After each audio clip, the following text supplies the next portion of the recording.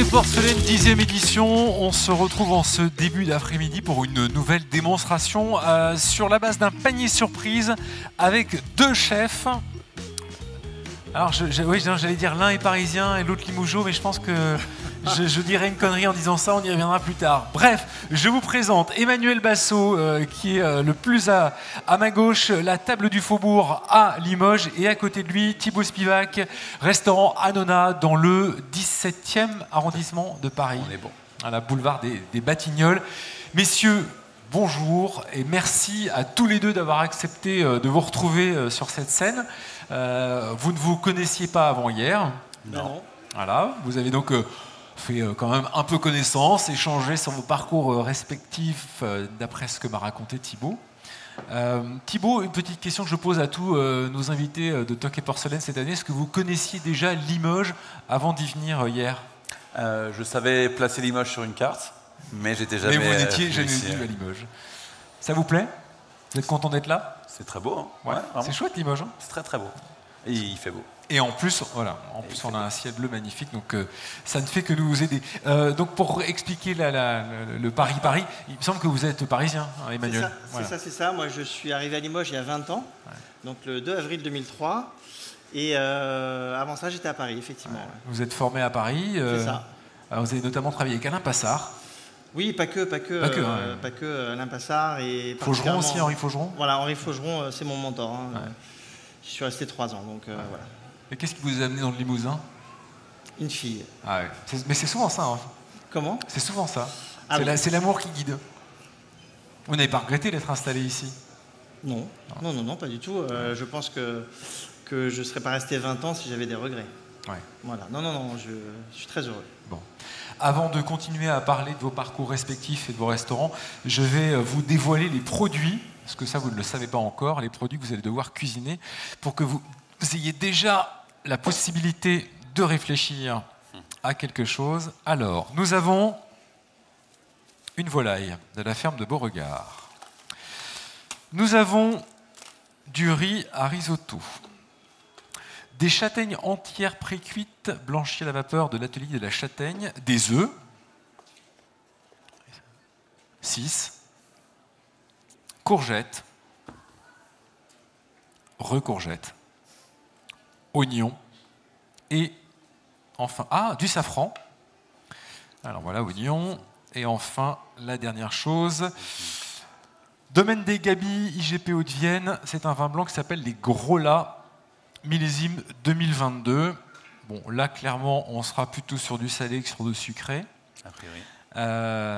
L'idée est de vous entendre échanger sur des produits que vous découvrez à l'instant, sur ce que vous pourrez en faire. Alors, on a deux solutions. Soit vous décidez de cuisiner chacun un plat, et on demande à quelqu'un de l'assistance de venir goûter, et puis on essaie d'élire le meilleur plat, ou on vous laisse travailler sur un plat ensemble. Qu'est-ce que vous voulez faire? Honneur à l'invité. On est là pour être ensemble à la base. Ça marche. Après, si tu veux faire un battle. Mais, allez, mais à la base, c'est un duo, non? Ouais, allez. Ouais. Ok, alors réfléchissez à haute voix sur qu'est-ce que ça vous inspire déjà? Alors, sachant que la volaille, normalement, vous auriez dû avoir un quart de volaille, mais la ferme de Beauregard a été généreuse et nous a offert la volaille entière. Donc, vous n'êtes forcément pas obligé de tout cuisiner. Puis, on a un temps imparti qui ne permettra pas une cuisson complète. Donc, voilà, je vous laisse voir ce que vous pouvez faire avec cette volaille, avec le riz, sachant bien entendu qu'autour de ces produits imposés, vous avez aussi des herbes aromatiques dans le frigo et on peut vous proposer carottes, éventuellement aubergines. Voilà, il y a. Okay. On peut élargir un peu. Oui, absolument. Parce que c'est très risotto sur le papier, c'est un peu presque trop obvious. Tu as de l'oignon, tu as du vin blanc, tu as du risotto, mais c'est peut-être un peu trop facile. Il faudrait trouver à utiliser un peu les œufs. Je sais pas si tu as quelque chose comme ça qui te vient. Faire un œuf cassé ou je sais pas. Si on n'a pas le temps de faire un œuf. Vous avez 45 minutes. Ouais. Voilà 45-50 minutes. Grave l'axe d'œuf, t'auras pas le temps. Soit on part dans le très facile et c'est pas très drôle. Qu'est-ce qu'on peut faire? On a presque le temps de faire un petit jus en vrai en 45 minutes. Hein. On peut faire un jus coloré. Hein. Ouais, on peut faire un petit jus un peu safrané, vin blanc, on a de ça. Si tu me dis qu'il y a des herbes derrière, On va faire un petit jus de volaille déjà, ça doit... Est-ce qu'on est obligé de tout utiliser? Normalement, oui. Normalement. Oui. Parce qu'on peut plus s'éclater si on laisse tomber le riz en fait. Tu penses à quoi?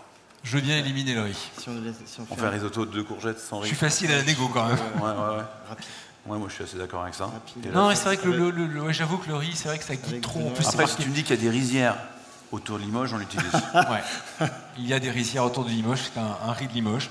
Oui, non, d'ailleurs, non mais c'est vrai que le risotto. Allez, on élimine le riz à risotto. En plus, on a évoqué ce sujet-là sur la précédente démonstration. Juste les blancs pour aller Donc, on vous laisse. pour avoir une présentation un peu graphique. Et puis après, on a un éclaté de Tu châtaigne. chuchotes, ils t'entendent plus. Oui. Ne murmurez pas, Emmanuel. Il faut parler plus fort. On peut faire, effectivement, l'idée ce serait de faire une petite, comme un risotto mais de courgettes. Et on peut faire un jus, voilà. On peut faire un jus avec les abattis de volaille et on peut le Les safraner. Bah, je vais commencer ce qui est le plus long. Donc pour avoir un petit jus corsé, il faut qu'on le démarre assez vite. Donc là, je vais déjà faire sauter les ailes qu'on va justement utiliser là-dedans. Pareil, retirer le cou et donc tous les abattis, donc l'intérieur. On va lancer le jus avec ça. Ouais, Une fois que ce sera fait, on pourra prendre son temps de réfléchir à la recette, faire confire les jaunes d'œufs, etc., etc. Ah, vous allez confire les jaunes d'œufs? Ouais, enfin, jaune d'œuf confit. Ouais. Ok. Vous allez le confire comment? Huile de safran, comme ça, et on va le mettre sur le coin du fourneau tout doucement, genre tiédi, tu vois, comme ça va le raffermir, et on pourra le poser dans l'assiette. Ok. Si c'est bien fait, ça marchera. Non, mais alors ça, je n'en doute pas. Je suis sûr que ça marchera. Et après, tu vois avec Thibaut pour lancer la marinade pour l'œuf confit. Là, vous coupez les courgettes en petites tranches. Voilà, c'est ça. Vous allez en faire quoi? Une brunoise derrière? Oui, exactement. Okay. On va faire une petite. On va remplacer Oui. l'élément riz par l'élément courgette en fait.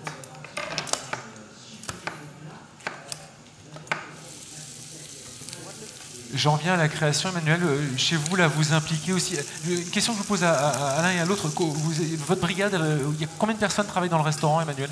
Comment? Combien de personnes travaillent dans votre restaurant? Alors, on a été jusqu'à 10. Là, on est dans une équipe un peu plus réduite, la conjoncture aidant. Voilà. Oui. Mais sinon, en moyenne, on est 5 plus moi. Ok, donc voilà. En cuisine. Et vous, Thibaut? Ouais, pareil, il y a une dizaine de personnes en cuisine et 7 en salle. Donc j'ai une belle brigade en fait. Ça commence à faire une brigade. Ça commence à faire du monde à gérer. Ouais, donc là, vous, Thibaut, vous avez lancé le jus avec Ilan. Emmanuel, je vous ai vu tailler, nous vous avons vu tailler les courgettes. Là, vous démarrez la cuisson avec un peu d'huile? Là, les courgettes, l'idée c'était de remplacer le riz, parce que sur le papier, effectivement, c'était un risotto au départ. L'idée c'était de remplacer le riz par la courgette. Parce qu'effectivement, si on vous propose quelque chose que vous avez déjà vu, bon, voilà. Alors que là, c'est un peu nouveau. C'est presque une courgette zotto, vous l'appelez comme vous voulez, ou zucchini, ou voilà. Tiens, tu as ça là. Regarde. Et alors, qu'est-ce que vous allez faire avec les châtaignes? Il y a les châtaignes, je vous le rappelle. Il y a des châtaignes et du safran. Par contre, ça va aller? C'est chaud, hein. On va l'enlever. Ah, et donc là, vous clarifiez les œufs. Ah, donc là, vous avez donc réalisé une huile aromatisée au safran. C'est ça, huile de safran, et on va plonger les jaunes d'œufs. Les jaunes d'œufs à l'intérieur. Voilà. Comme ça va les faire confire légèrement. Et on pourra venir les poser sur l'assiette. 25 minutes. Combien? 25 minutes. Tu mets les pelures là? Tu mets pas les ça pelures, ira? en fait. Vas-y, mets tout. 25 minutes? Oui. Bah, ça ira. Non. Oui? Parce qu'il n'y a pas le choix. C'est ça. Non, ça va, le jus il est en train de colorer doucement. On va le mouiller assez court. Et on le fera réduire à balle. Ouais, on va le déglacer, ouais.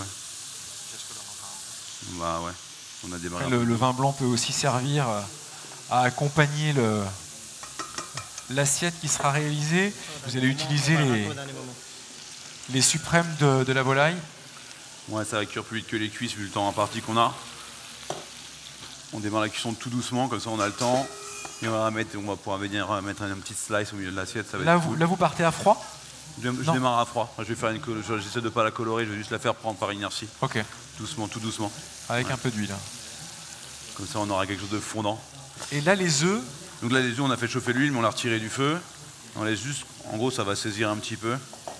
Vous l'avez chauffé à quelle température approximativement? Idéalement, il faut être en dessous des 65 degrés. Ok. Donc, sinon, après, tu vas avoir une cuisson du jaune d'œuf vraiment cuite, quoi. Donc l'idée, c'est si tu arrives à garder ton truc à 60, c'est bon ça, non?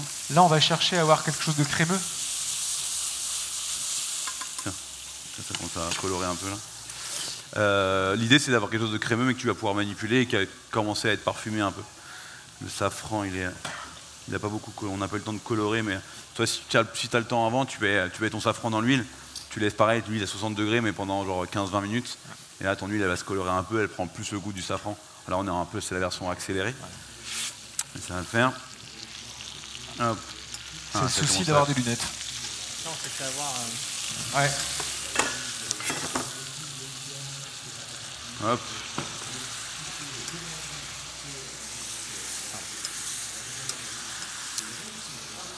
Venez, madame. Nous parler du vin Les Gros Lats 2022, domaine des Gabis, IGP Haute-Vienne, donc oui, c'est ça, c'est indication géographique protégée. Merci. Vous êtes installé depuis combien de temps? Moi, j'ai repris le domaine il y a 7 ans maintenant. C'était un domaine familial? C'était un domaine qui existait depuis plus de 25 ans avant que je le reprenne. Et sur des terres où historiquement il y a toujours eu de la vigne. Okay. Et je suis issu de la dernière famille de vignerons historiques. Quel est le cépage? Alors ça, c'est un chardonnay, 100% chardonnay, vendange manuelle. Okay. Donc un vin blanc sec. Vous avez combien d'hectares au total? J'ai 7 hectares actuellement. Okay. Donc ça fait une petite production? Mais ça occupe beaucoup. Mais ça, oui, j'imagine. Et là, cette vendange 2023, elle s'annonce comment? Je dirais dans la matière de vinification, vous êtes contente de la qualité? C'est en cours. Ouais, les vendanges sont faites et le vin est en train de se faire. Ouais. Vous avez goûté les jus? Oui. Et alors, ça je pense que le vin blanc va être intéressant. Ouais, ça vous plaît? Ouais. Ok. Bon. En tout cas, merci beaucoup. Racontez-moi ce que vous faites, Jonathan. Pourquoi est-ce que vous pressez du jus de citron C'est vrai ça, pourquoi? Pour rester un peu d'acidité. C'est pour ça. Colorer un peu nos courgettes. Alors là, c'est petite tranche de courgettes, enfin taillées finement. Tu fais des petits copeaux. Qu'est-ce que vous voulez faire, Emmanuel? C'est dans l'esprit d'un pickles? L'idée, c'est d'avoir des copeaux, de ne pas faire d'avoir du cru, du cuit, plusieurs sensations. Et donc les petits copeaux, on verra si on les utilise, mais en tout cas, on se sera créé la possibilité de les utiliser. Donc autre manière d'utiliser les courgettes. Donc la viande cuit doucement, le jus. Le jus, on y va un peu à balle, parce que normalement un bon jus c'est 3 heures. Oui. Là tu m'as donné 30 minutes. Thibaut, vous me parliez tout à l'heure de cochon. Vous savez qu'on a le porc cul noir du Limousin. Ouais. Donc je voulais savoir si c'était une variété, une race que vous connaissiez et que vous aviez déjà essayé de cuisiner. Attention à votre réponse. Hein, oui, alors je connais très bien, je le cuisine, il n'y a pas de souci. Après, moi, le cochon que je travaille au restaurant, il vient du Tarn. Ok. C'est en fait des éleveurs avec qui je suis ami de longue date et avec qui je collabore. Donc eux, ils me produisent le cochon, mais il y a des recettes de charcuterie ou de jambon ou de saucisses ou autres que je produis. En fait, je crée les recettes et ils les produisent à l'abattoir directement. Donc une fois qu'on a ce genre de collaboration, c'est compliqué de changer. Donc par exemple, le jambon qu'on produit ensemble, c'est un jambon où il n'y a aucun additif. En fait, on fait un bouillon de légumes et de fruits. Je vais taire parce que c'est le secret de la recette, mais qui du coup apporte les antioxydants naturels, etc., qui font que ton cochon, il n'est pas grisonnant et il n'est pas rose vif comme un truc avec du nitrice, mais il est rose. Il se conserve un peu moins bien évidemment, mais ça tient largement un mois, il n'y a pas de souci. Donc en gros, on arrive à avoir un peu le compromis entre le sans nitrite tout gris et le nitrité tout rose. On a vraiment le truc entre les deux qui fait un truc très très sain et que eux du coup réutilisent et vendent aux restaurateurs parisiens. Emmanuel, le porc cul noir du Limousin, vous l'utilisez, enfin vous le cuisinez? Alors je le cuisine par occasion, effectivement.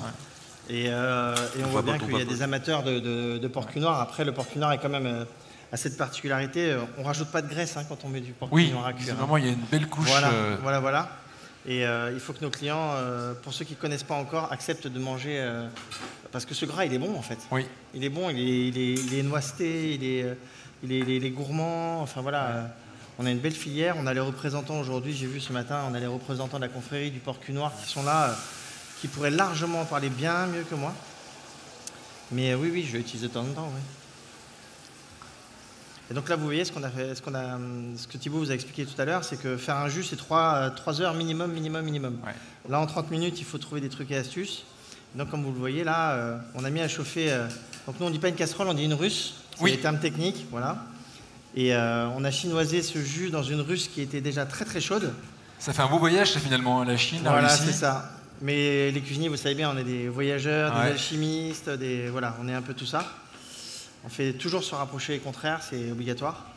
Et donc du coup, là, ça nous permet... donc là, vous faites réduire. Voilà, de réduire, de siruper, je dirais, le jus et d'avoir le plus possible la consistance souhaitée dans le temps imparti, si on y arrive. Et quand on parle de jus court, qu'est-ce qu'on évoque quand on parle de jus court? Mais vous, qu'est-ce que ça vous évoque déjà? C'est des herbes... Ouais. Je sais pas si c'était un antiderme ou pas. Pour moi, le jus court, c'est quelque chose qu'on fait juste en dernière minute sur un jus de cuisson qui reste et dans lequel on va... C'est le jus qui reste dans le fond de la poêle quand vous faites une petite préparation. Voilà. C'est des jus, c'est pas des sauces, c'est pas une sauce bourguignonne, par exemple. Ouais, vraiment, ni ce que vous êtes en train de faire là, c'est-à-dire un jus qui normalement aurait dû mijoter sur le coin du fourneau beaucoup plus longtemps que ça pour extraire... Donc malheureusement, nous n'avons aucun représentant de la porcelaine, mais cela n'empêche que les chefs l'ont trouvé très joli. Donc porcelaine de Sarah Linda. Allez-y, hein, c'est pour vous. Hein. Je pense qu'on a bien vu ça là. C'est qu'il y a un joli brillant et puis surtout il y a un motif sur ces assiettes qui est absolument magnifique. Donc vous avez choisi d'utiliser les grandes assiettes creuses avec de belles collerettes. Ah ouais, c'est magnifique. Donc elle n'est pas là, Sarah, pour qu'on lui dise merci. Et là, c'est l'œuf. Ouais. Ah, c'est assez incroyable. Oui, je pense que vous pouvez vous approcher parce que là, je pense que l'œil de la caméra verra la texture. On l'aperçoit à l'œil. Donc là, vous nettoyez en fait le peu de blanc qui reste. Voilà. On égoutte bien pour ne pas rajouter de gras dans l'assiette. Et voilà. Donc il est manipulable, mais à l'intérieur, il va être cru. En fait, il va être crémeux, c'est ça? C'est ça, exactement. Ouais. Mais en fait, si tu le fais vraiment très très lentement, tout doucement, tu peux même le manipuler. Genre le former, tu peux même changer la forme. Tu veux un cube, tu veux faire un cube. C'est assez chouette. Ça marche aussi donc à moins de goût, mais si tu le mets au congélateur, tu mets ton œuf en coquille au congélateur pendant 48 heures. Et après, tu laisses décongeler. Le blanc va partir, mais le jaune sera manipulable. Okay. Voilà, c'est les petits trucs rigolos. Si jamais dans ta vie, tu veux t'amuser. Hop. On est comment sur le jus? On attend que le jus, on commence à dresser? On a encore un peu de temps ou... Commencez à dresser. On va commencer de toute façon. Et le jus, au pire, on a des magnifiques saucières. Oui. Je repars clairement avec. Et j'annonce. Vous pouvez, parce que personne ne le contrôlera et ce qui ne sont pas là. Donc, il y a encore des duos à faire? Ou c'est fini? Oui, il y a encore des duos à faire. Il en restera ça là. C'est ça. Merci beaucoup pour les autres. Alors la volaille que vous avez fait cuire vraiment tout doucement. Ouais. Alors je rappelle, départ à froid, parce qu'on a souvent tendance à saisir un petit peu tous les aliments. Et pour le peu là... Slice, par assiette.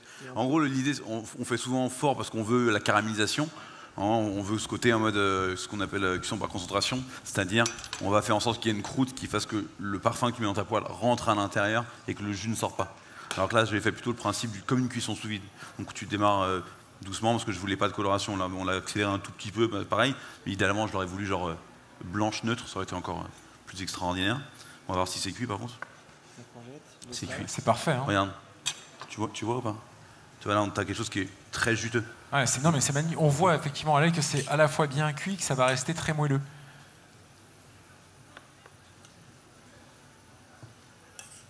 C'est comme ça. Je goûte. C'est très moelleux, pour le coup. Hop. C'est une bonne idée de... bonne méthode de cuisson. Tu vois, il faut savoir casser un peu les habitudes. Tout ce qu'on t'apprend un peu dans la vie, c'est que si on t'apprend quelque chose, c'est que tu peux faire le contraire. Ouais. C'est ce que j'ai appris à l'école, moi. Ouais, ça vous amuse quelque part de tester, de vérifier de déconstruire ce qu'on t'a appris. En fait, moi, j'ai appris un truc dans la vie, j'ai beaucoup voyagé à travers le monde et je me suis rendu compte que toute l'éducation française, elle est géniale, mais tu as l'opposé strict dans certains pays du monde et c'est pas moins bien. Tu vois, j'ai aussi travaillé dans des cuisines à l'étranger où c'était le même principe, où j'ai travaillé en Norvège, c'est un Bocuse d'Or, et le premier jour, j'arrive, je tape dedans, je cours dans tous les sens et puis je vois un mec qui arrive, short, casquette, tatoué de partout, c'était le sous-chef. Je me suis dit, ah ouais, bizarre, parce que nous on est quand même Ouais. On est carré. Et le gars, il me dit, pourquoi tu cours? On n'est pas à Paris, tranquille, on a le temps, on aura le service, on sera prêt. Donc, il y a quand même pour des Parisiens, une approche différente. Donc voilà, tout est du moment que tu as compris qu'en fait, si tu fais autre chose, ça marche aussi. Ouais. Bah, tu peux aussi l'appliquer dans tes méthodes de cuisine, dans ta cuisson, dans tes dressages. Et pour moi, c'est pour ça que déconstruire, c'est avoir l'intelligence de trouver ce que tu peux modifier dans ce qu'on t'a appris, c'est bien. Ah oui, je m'aperçois que c'est aussi une question de temps. On voit que aujourd'hui, on prend le temps de faire, on prend le temps de cuire. C'est plus de la douceur que de la violence. Hein. C'est là où on voit que la psychologie de cuisine a évolué. Tiens, je vais venir avec cela. Alors, le dressage se fait là-bas. On mettra le petit jus sur le côté. Ouais. Voilà. Donc les courgettes. On va mettre le jaune d'œuf au-dessus là. Attrapez les saucières, les gars.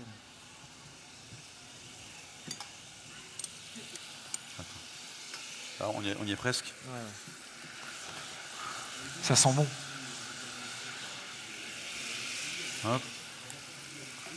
Attends. Tac. Ce jus, vous le laissez pur ou vous le montez à l'huile, au beurre derrière? Là, du coup, il est bien gras déjà. Il a le gras de la volaille qui est déjà là, qui qui va le nourrir. Okay. On a bien vu la volaille, si vous prenez là, quand vous regardez là, je pense qu'on va le voir à la caméra, quand vous regardez ici là, tout ce gras là, ça suffit largement et c'est meilleur pour la santé en plus. Ouais. En fait, c'est la réduction qui va faire la liaison. Et... Le mieux, c'est pareil, encore une fois, si tu as le temps, c'est tu dégraisses ton jus tout au long, mais tu gardes ton gras, tu le fais figer au frigo. Et quand ton gras est terminé, tu remontes avec ton gras de volaille, ou de bœuf, ou d'agneau, machin. Au lieu d'utiliser du beurre rajouté, c'est toujours ce principe de zéro gaspillage. Tu as un gras qui a du coup cuit avec les aliments, donc a plus de goût que le beurre qui sort de ton frigo. Donc tu remontes ton jus de volaille avec ton gras de volaille, ton jus de bœuf avec ton gras de bœuf, etc. Ça permet de faire des petites merveilles comme ça. On a quoi? Alors là, on voit qu'il a une belle texture, hein, ce jus. Il y a des petites feuilles là, en déco. Le petit râpé aussi. Ça, on va râper ça. Donc, voilà. Vous avez les feuilles là, les gars. Faites-vous plaisir avec les feuilles. Voilà, et puis on vient décorer, vous venez de poser ça, les petits copeaux, les machins, et ce sera génial. Faites-vous plaisir. Et rapproche-toi directement. C'est vous la relève, hein. C'est vous qui terminez les plats, les gars. Ouais. Hop.